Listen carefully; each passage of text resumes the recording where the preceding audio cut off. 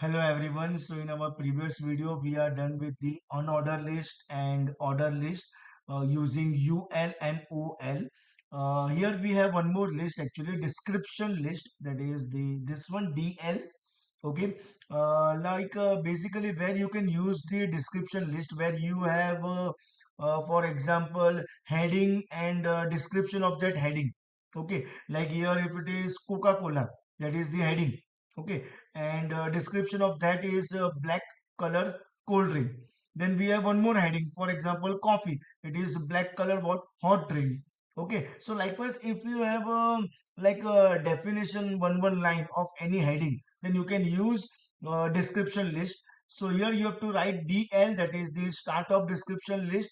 This DT, it means define the term or define the name, exactly the main heading actually you can say.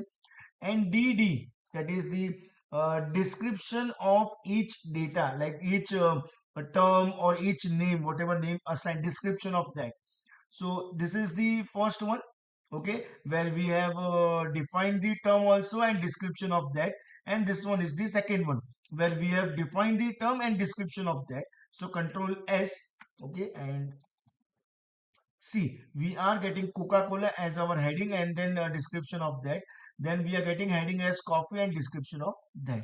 So in that case, in this case, you can use description list other than what you can say order or unordered list. Thank you everyone.